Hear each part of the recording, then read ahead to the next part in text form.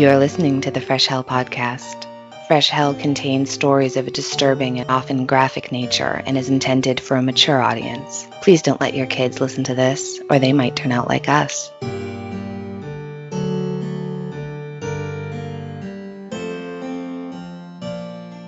Hi, I'm Annie from Massachusetts, where we have a proud tradition of sarcasm, ghost stories, and wicked aggressive driving. And I'm Johanna from Austria, where we love rules but love finding clever ways around them even more. And you're listening to your favorite international podcast. The podcast hosted by two women who, yeah, that's right, still haven't met in real life, but who turned a research spiral into a full-time podcast. I'm proud of us for that.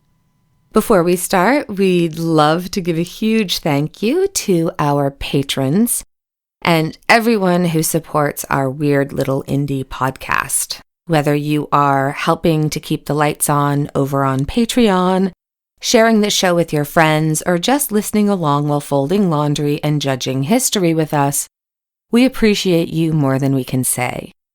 Seriously, thank you so much. And now, Johanna, I want to challenge you to give us a recap of the first two episodes on Nellie Bly in less than 200 words. Can you do it?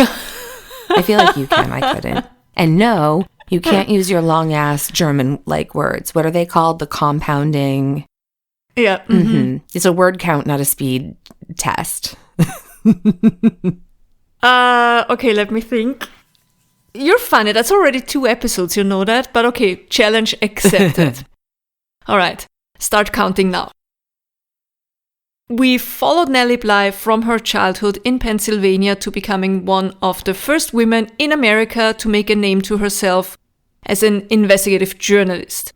In part 1, we covered how she got started, writing a furious letter to a newspaper editor, getting hired, going undercover in factories, reporting from Mexico, and eventually packing up and heading to New York with no job and almost no money.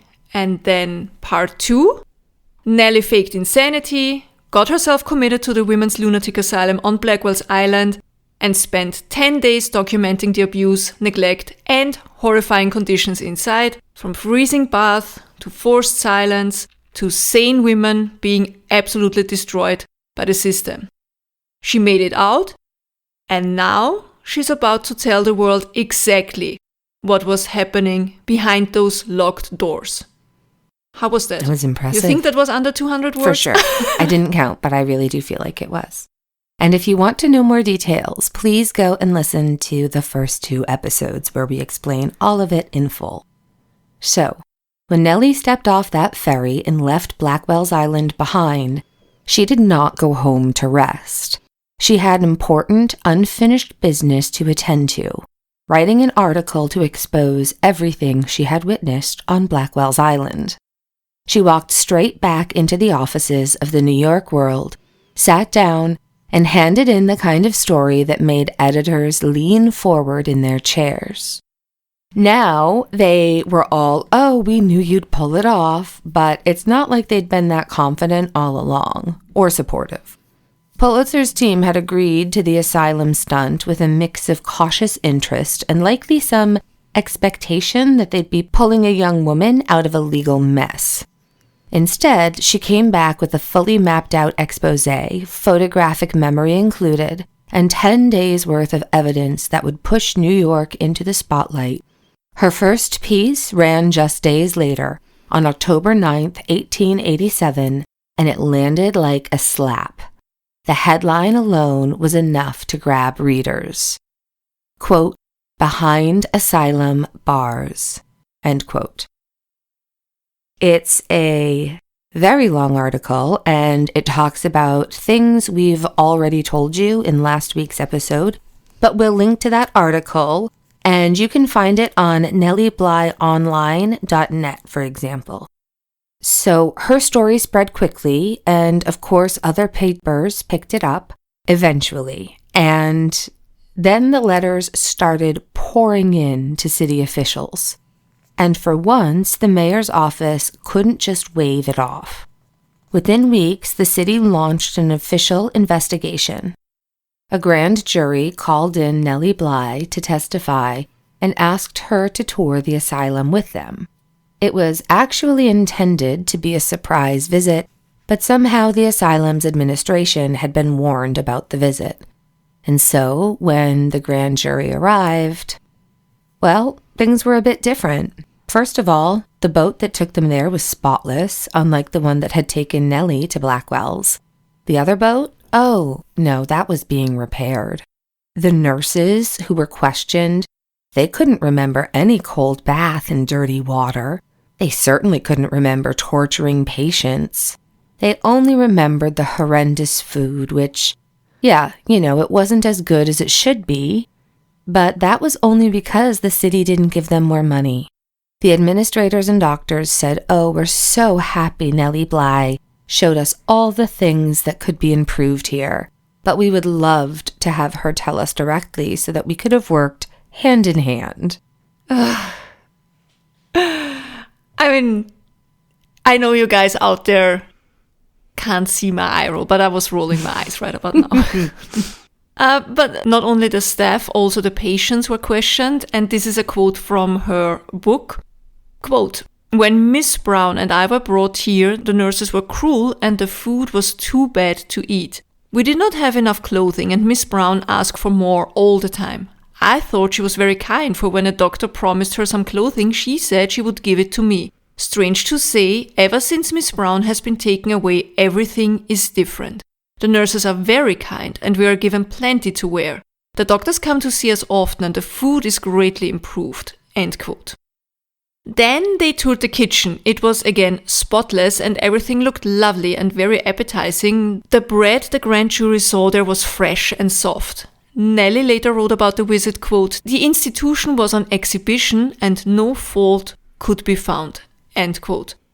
But one thing was weird. Where were all the women Nellie had encountered? The patients who had been choked and waterboarded and who had hair pulled out by the fistful. Weird, they were nowhere to be seen. When Nellie asked about their whereabouts, they told her that they had been taken home by relatives or they had been transferred to other institutions. Nellie was certain that the grand jury would decide that her report had been gravely exaggerated and that the asylum was as good as it needed to be. But thank God they saw right through the charade. They advised the court that all the changes Nellie had mentioned in her article and in her hearing were absolutely necessary. The city was forced to increase funding for the care of the mentally ill, and they approved a budget of $1 million. So that would be around 33 million today. Also, outside oversight was introduced. So yeah, Nellie's editors were impressed. And rightfully so, they should have been. But they were also typical newsroom men of the 1880s, and while they were very happy to run her stories, especially when they brought in headlines and readers and a spike in circulation, that didn't mean they were ready to treat her as an equal.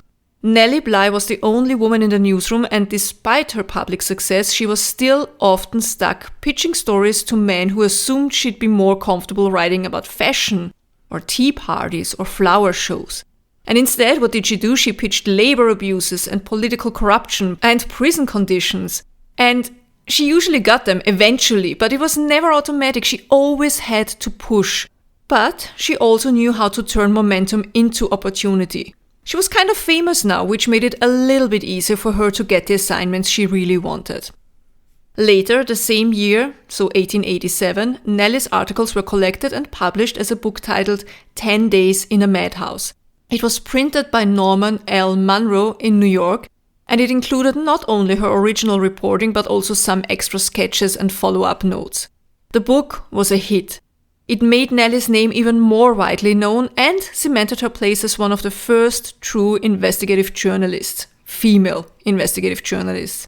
And it still holds up. If you've never read it, it's in the public domain, so you can find it online for free, and it's absolutely worth it. And I think Annie and I are still debating if we should read parts of it for Patreon, so let us know if you would be interested in that maybe. Yeah, definitely. Next, Nellie went undercover as a young woman seeking employment via a servant agency or a so-called intelligence office. You might remember that particular term from our Lizzie Halliday episodes. And what Nellie found was a predatory, well-rehearsed scam. Here's how it worked. First, you pay a fee. That's before they even pretend to place you anywhere.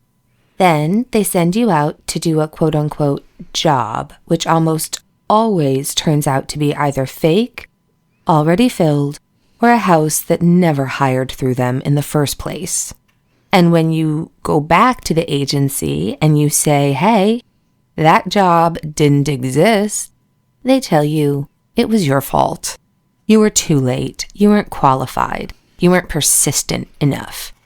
It was like when the models would race back to see Tyra on the go-sees. Do you remember how savage that was back in the day? It was. Oh my God. We had a German version here too with Heidi Klum. Germany's Next Top Model. Yeah, so they're always too late. They're not qualified. They're not persistent enough. And you cannot have your money back. No. Like, it's on you. It's your fault. And go fuck yourself. So... They probably really said that. Sorry. Might as well have, right? Okay. But wait, it gets worse. The agency also scammed people looking to hire servants. They'd take money from employers in exchange for sending quote-unquote reliable help, which, of course, they never actually provided. Or sometimes they might provide a Lizzie Halliday type to you. Oh my God. And she'd just murder you and then run out the door.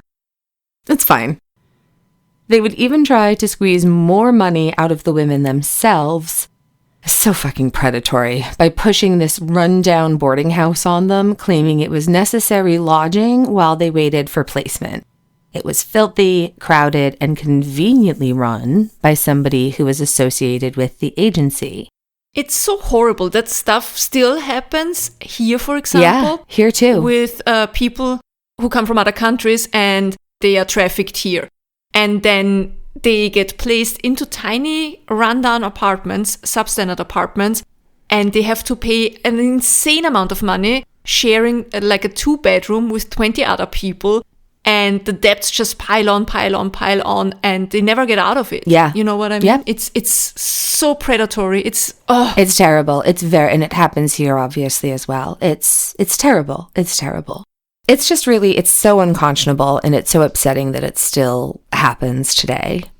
One of the more sinister parts of the scam involved an alleged job outside the city, somewhere distant enough that a desperate girl couldn't afford the travel or wouldn't feel safe going alone there. And the agency knew that, so they kept offering it repeatedly to women who they were certain would just turn it down.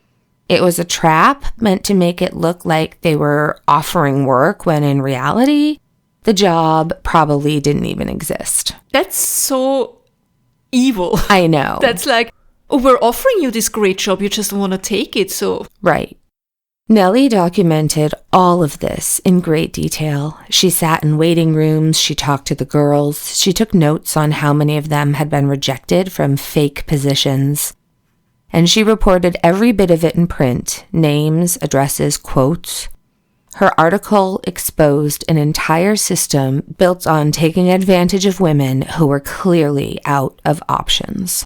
By the end of 1888, Nellie Bly was one of the most recognizable names in American journalism. She had exposed corrupt institutions, she had gone undercover in dangerous places, and she made some powerful people probably very uncomfortable. And all that before turning 30. What are you doing with your life? I mean... Overachiever.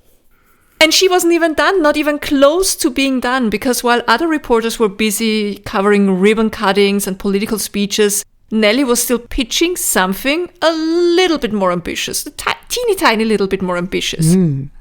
The idea for Nellie's next stunt didn't come out of nowhere. It came basically from a dream she had, but also from a book. From Jules Verne's Around the World in 80 Days, which had been published in 1873 and was already wildly popular by the time Nellie picked it up.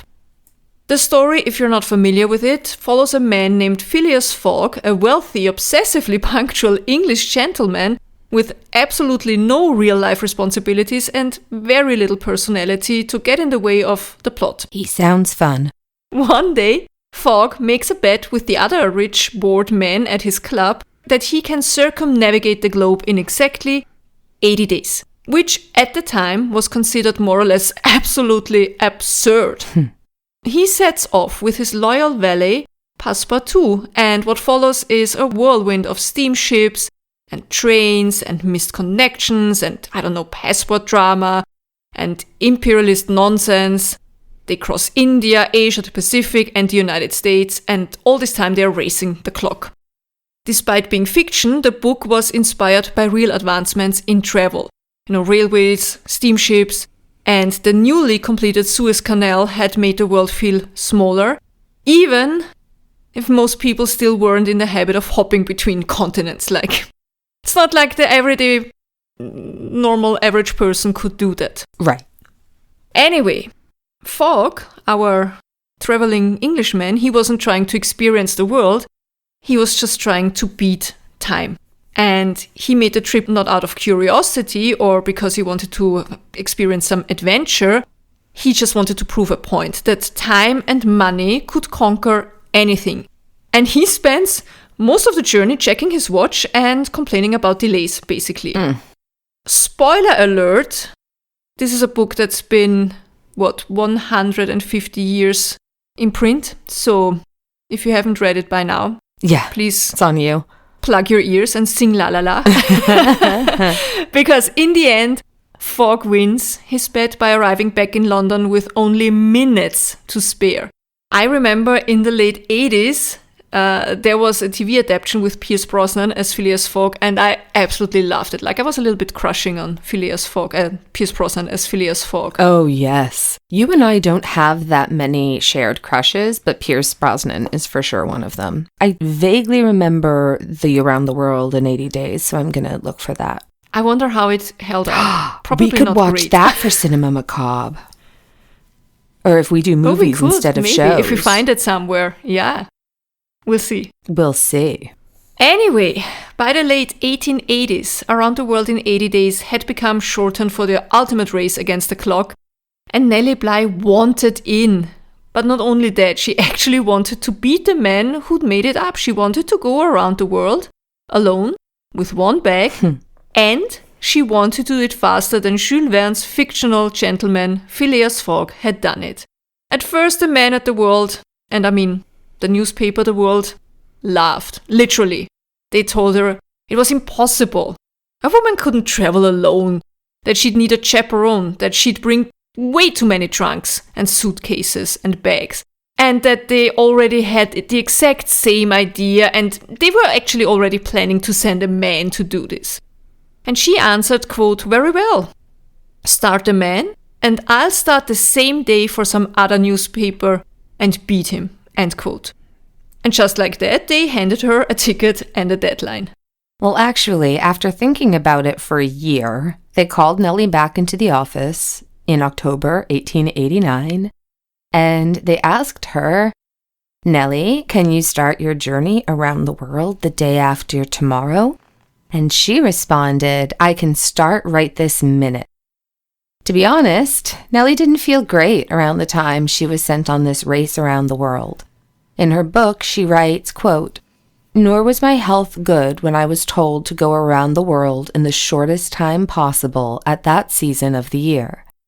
For almost a year, I had been a daily sufferer from headache, and only the week previous I had consulted a number of eminent physicians, fearing that my health was becoming impaired by too constant application to work. I had been doing newspaper work for almost 3 years, during which time I had not enjoyed one day's vacation. It is not surprising, then, that I looked on this trip as a most delightful and much-needed rest." End quote.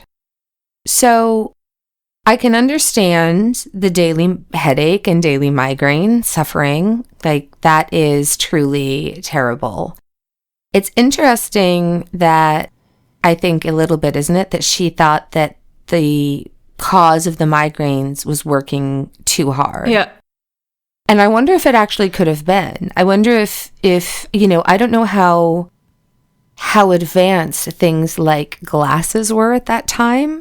Also, if she wrote a lot at nighttime and maybe the gaslights at the time. Lots of reading and writing, right? And it's one of the things I struggle with, but I don't know if it actually has. It's like I pulled a tooth hoping to get migraine relief and it didn't work. So the part that she was working so much in those past 3 years, she was working so much that racing around the world sounded like a chill little vacation. Wild. This woman. I mean, okay. But then there were a few more arrangements that had to be made. She had a tailor make her a new dress, the only one she was planning on wearing over the next 3 months. That's fine.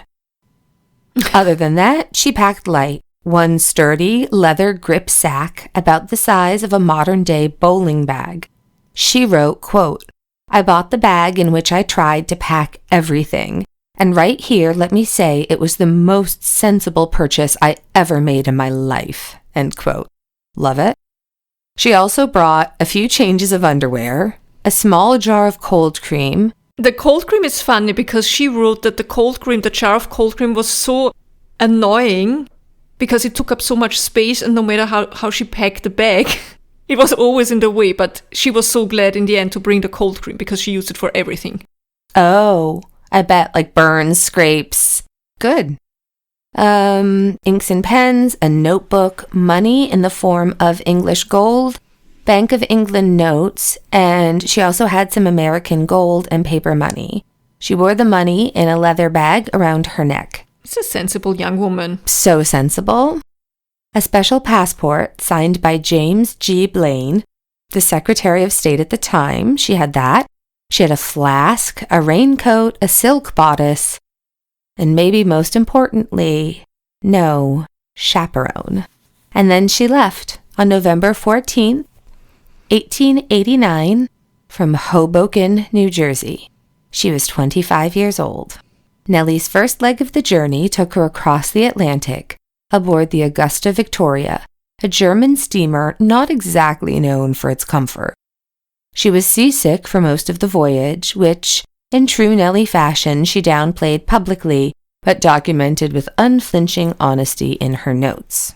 She arrived in Southampton, England on November 21st, and from there took a train to London, where she had her first brush with celebrity status.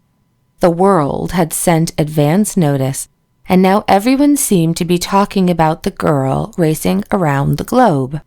But Nellie had one detour to make before continuing east, a literary pilgrimage.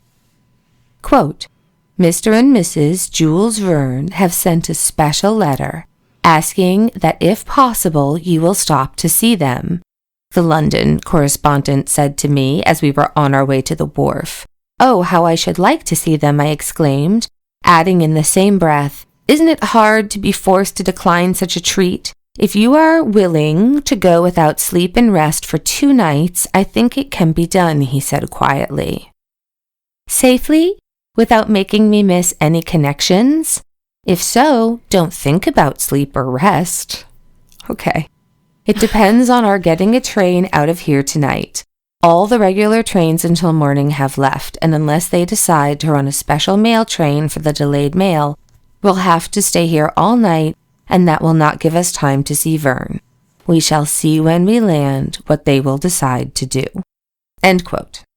So she crossed the channel to France and traveled to Verne's home in Amiens, where she met with the author and his wife. Jules Verne had been a skeptic at first, but once he saw she was serious, he became a fan. He told her, quote, "If you do it in 79 days, I shall applaud with both hands." Otherwise, he was planning on applauding with one hand, or? Yeah. Have you never had to do the one hand clap? No. Oh yeah, here, ready? He could do jazz hands, maybe. I can. No, it's just like I'll show you later tonight on the video. I mean, I can imagine how, but why would he clap? I mean, yeah, whatever. Maybe he had a glass whatever. of, I learned how to do it so that I could successfully hold my martini in one hand and clap with the other. Ah, yeah, got it. You could also do the knocking on the desk that you do at university. Yeah, it's way weirder than just slapping your old hip. Clapping with one hand is a real party pleaser. What about the thighs? Can I slap my thighs?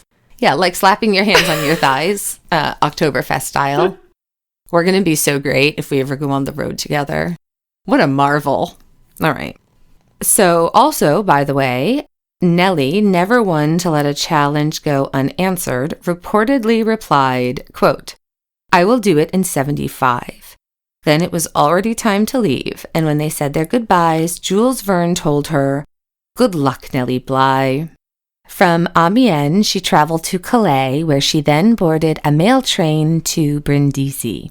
Train and steamship connections were tight, so if she missed one, her entire schedule would collapse. That sounds so relaxing. Like, just right? Fun, rest, relax. That would stress me out so much. I am such a anxiety-driven pre-planner that I always have an option B. I always have an if-then. It's anxiety, but it's what used to make me a really good event planner. I can't imagine a trip like this, and if one thing is late, you're just fucked forever. Ugh. All right. Nellie, though, she was strategic and relentless. She boarded the SS Victoria, which took her through the Strait of Gibraltar, past Port Said, and into the Suez Canal, one of the marvels of the 19th century in terms of travel.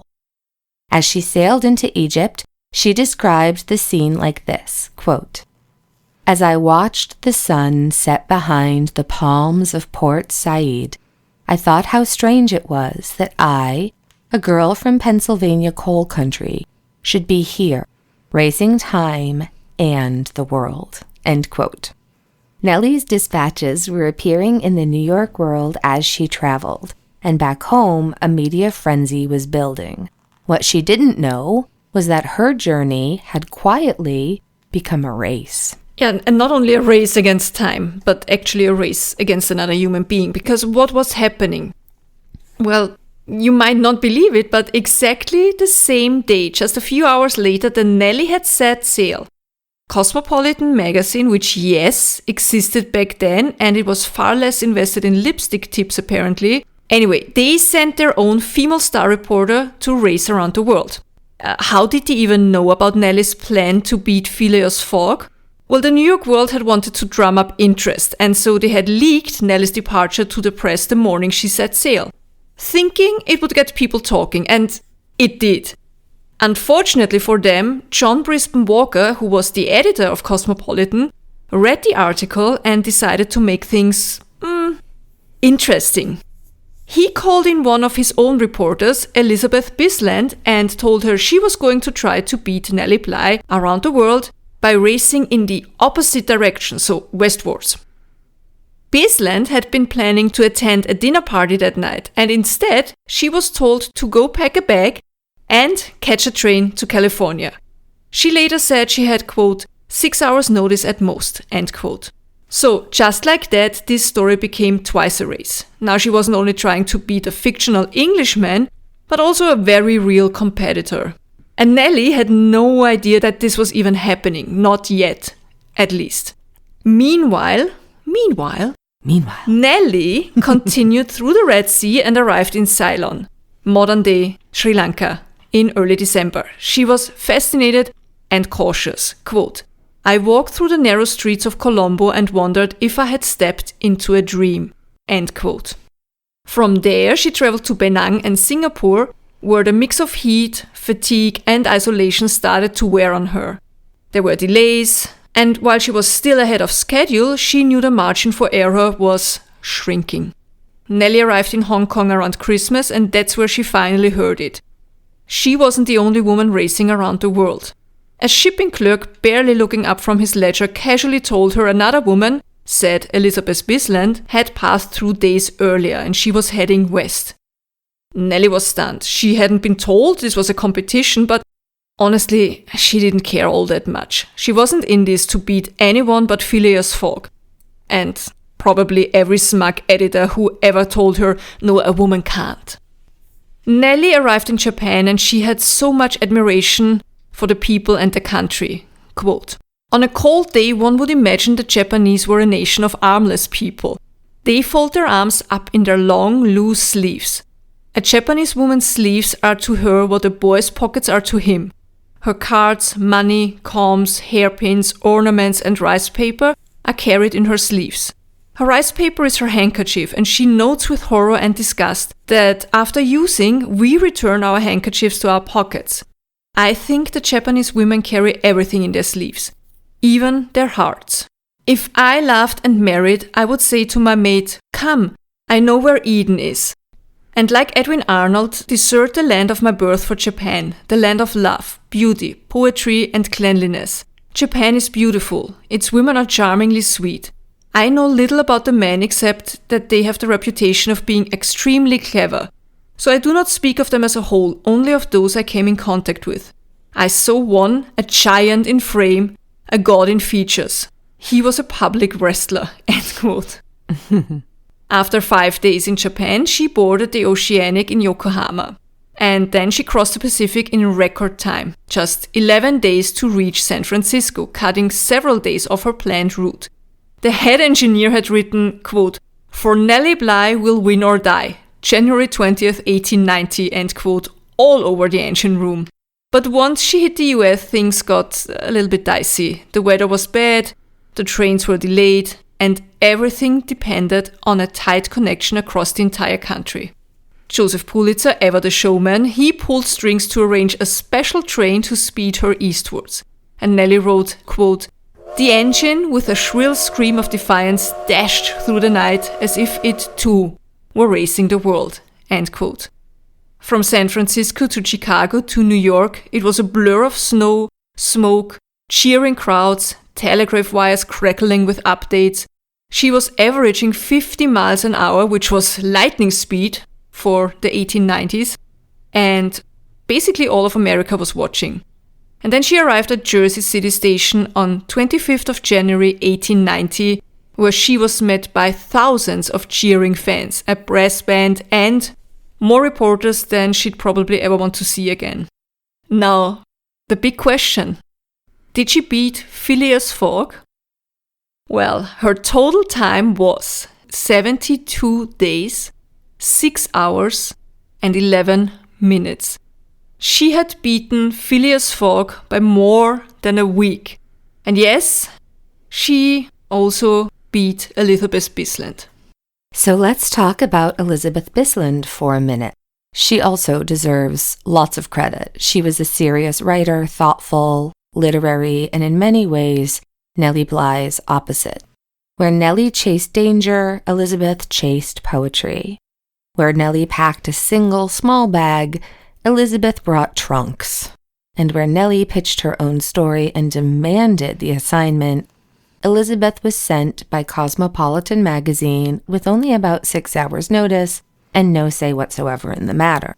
She left New York the same day as Nellie, November 14, 1889, in the evening, but she headed west through San Francisco, then on to Japan, Hong Kong, and the rest of Asia.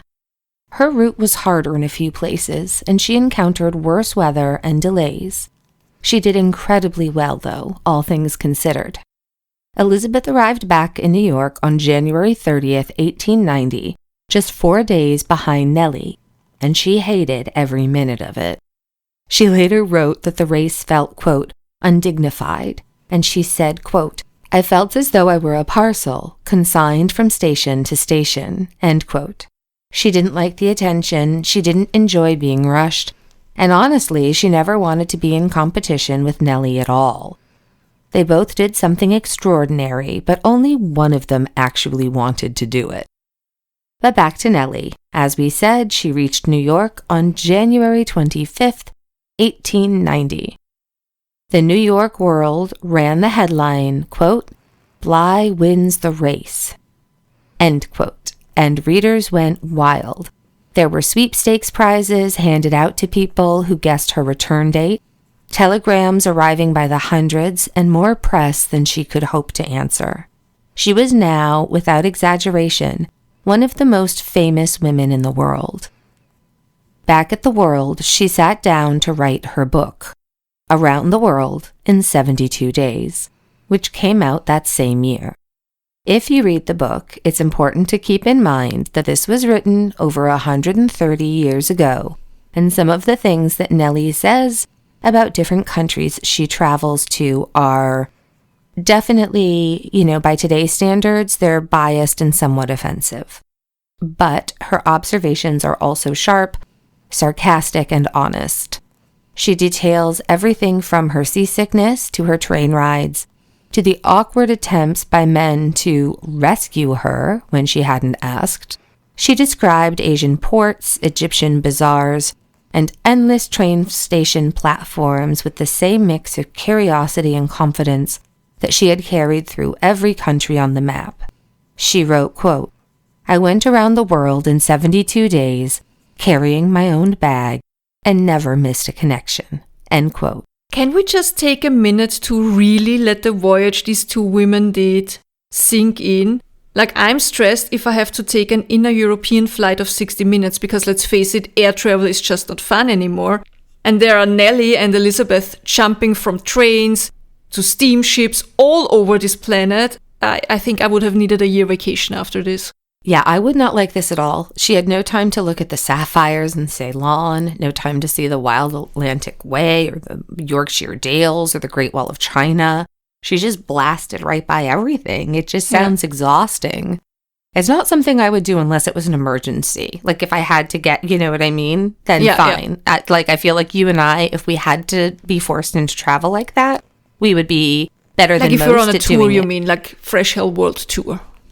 No, I mean something like, it's a hypothetical, I guess. There's nothing that would be this kind of thing where we'd have to go all the way around the world. I mean, I can see it really if you're an artist and the thing, these people too are impressive as well. Like being on the road for month and month.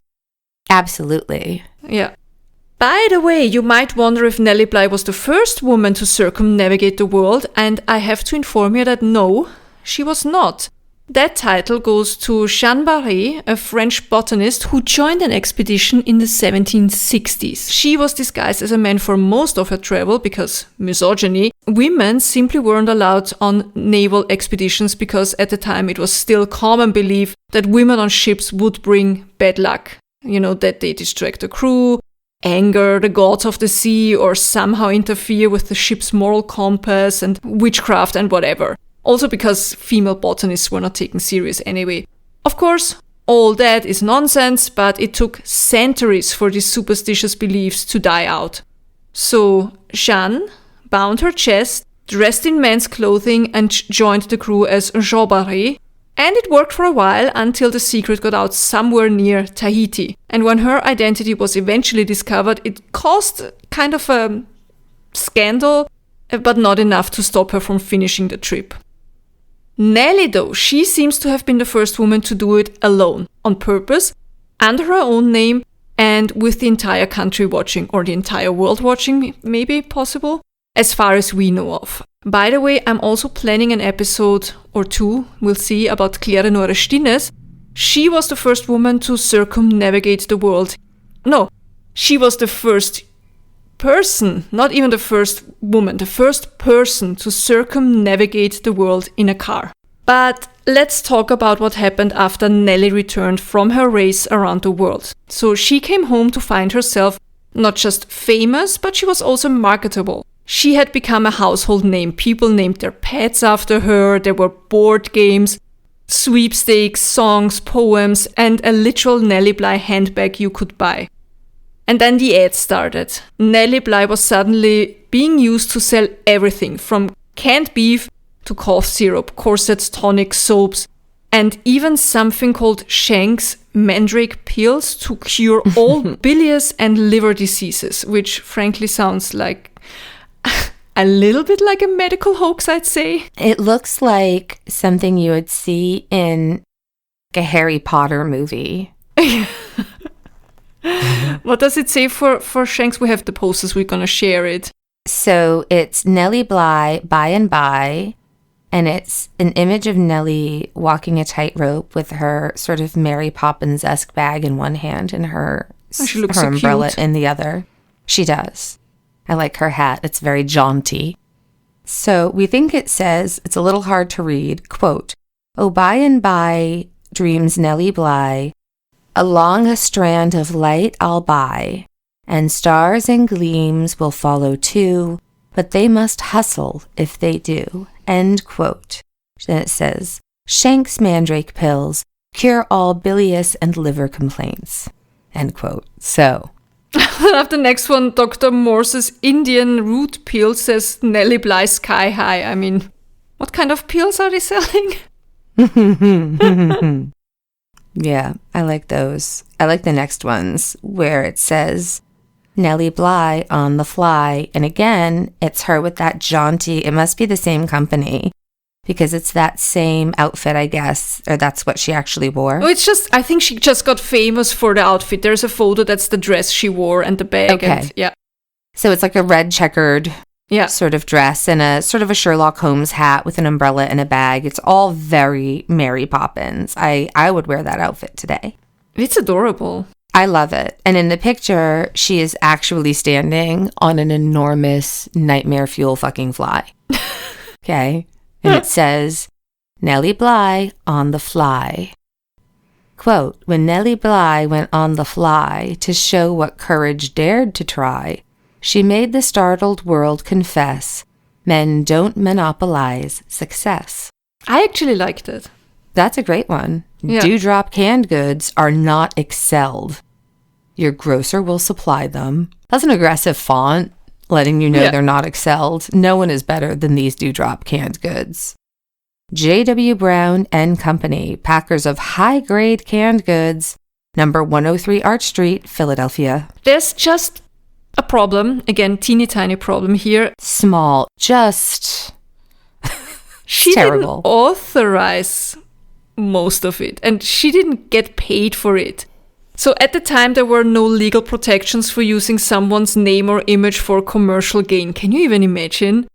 The concept of publicity rights didn't exist, especially not for women. So if you were famous in the 1890s, companies could slap your face on the product, make up a story about you using it, and then run it in newspapers for weeks. And they didn't need permission. They didn't need royalties. There was no legal recourse. And Nellie was fresh off the most talked about journey of the decade. And the advertisers were thrilled to associate their boring meat tins or quack remedies with her name, whether she agreed with that or not. One ad claimed she used a particular canned stew on the high seas, which, let's be honest, is extremely doubtful considering she brought one small bag and was seasick half of the time. Another one claimed she relied on a certain medicinal powder to, quote, soothe her nerves during her travels, end quote. Okay. And also this wasn't unique to Nellie. This happened to a lot of men and women in the public eye at the time, like stage actors and actresses, opera singers, socialites. If you had a recognizable face, you were fair game. And that practice went unchecked for years. I think it wasn't until 1902, so over a decade after Nellie's big trip, that there was the first American court case addressing the unauthorized commercial use of someone's image.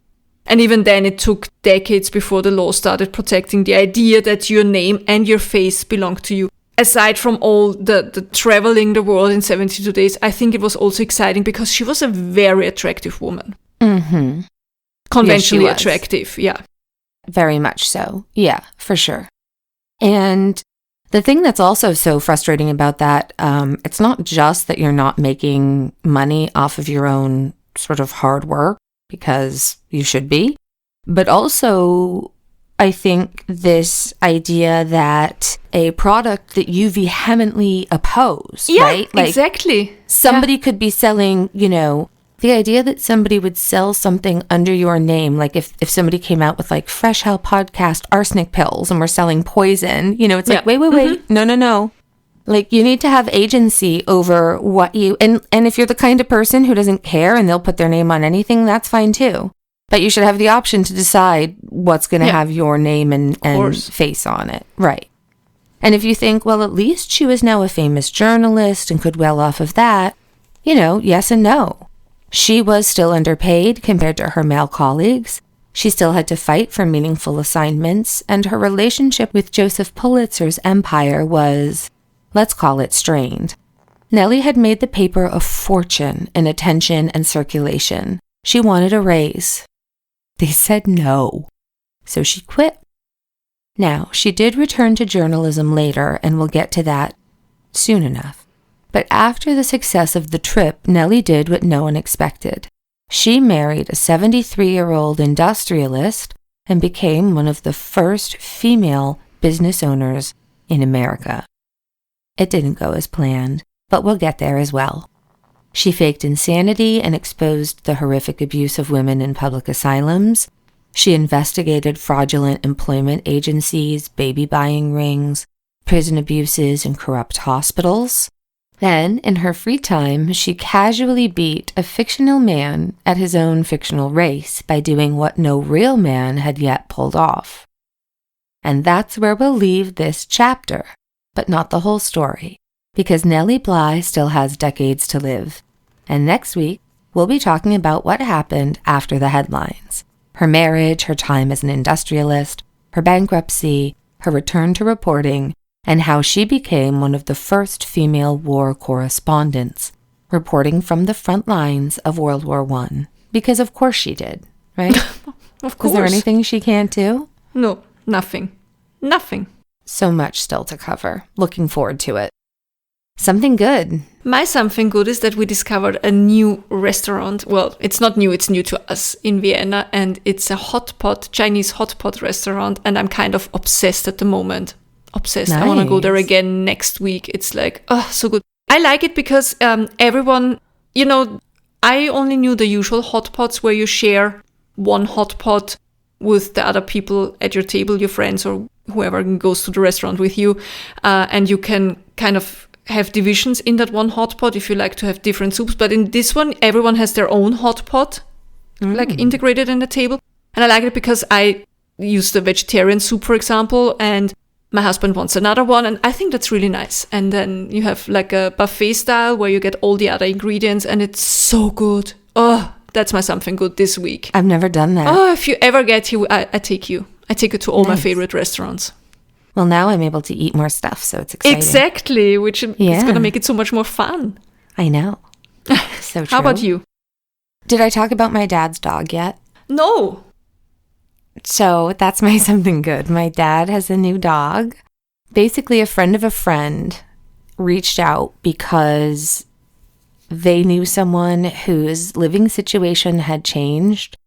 And because of her age and moving into a new facility to help with her age, she was not able to take her dog with her, who is her, she's beyond devastated. And so my dad got wind of this and reached out, and so my dad is the new owner of Poppy, who is a 7-year-old golden retriever, and she is absolutely beautiful. And I guess her previous owner had brought her to 2 or 3 different houses to meet potential people who were interested in adopting her, and she was fine with them, it was all right. And then they brought her over to my dad's house, and my dad still has a basket of mostly flat stuffies, but some still have little squeakers in them, and there's ropes in there and all that kind of stuff from